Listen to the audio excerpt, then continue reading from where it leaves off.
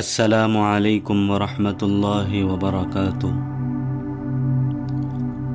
آج میں آپ کے ساتھ ایک خوبصورت اور سبق آموز کہانی شیئر کرنا چاہتا ہوں، جس کا عنوان ہے سچائی کا انعام۔ ایک گاؤں میں احمد نام کا ایک دیانتدار لڑکا رہتا تھا۔ وہ ایک چھوٹے سے اسکول میں پڑھتا تھا اور اسکول کے بعد اپنے والد کی دکان پر ہاتھ بٹاتا۔ ایک دن احمد دکان کی صفائی کر رہا تھا کہ اچانک اسے زمین پر ایک قیمتی سونے کی انگوٹھی ملی۔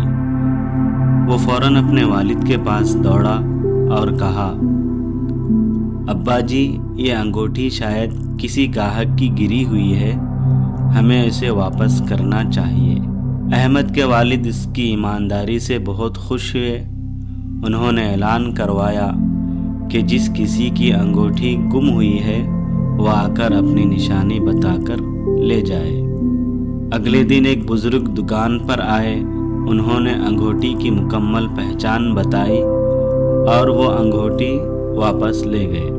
جاتے ہوئے انہوں نے احمد کو دعائیں دی اور کہا، بیٹا، تم نے سچائی اور دیانتداری کا جو ثبوت دیا ہے وہ آج کے زمانے میں بہت نایاب ہے۔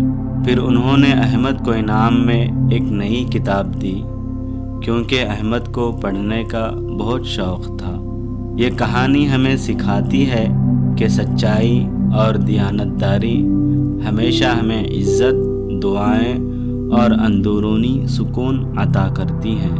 اللہ ہمیں بھی سچا اور ایماندار بننے کی توفیق عطا فرمائے، آمین۔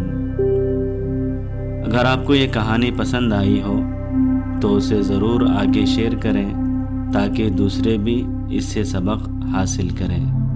جزاک اللہ خیر۔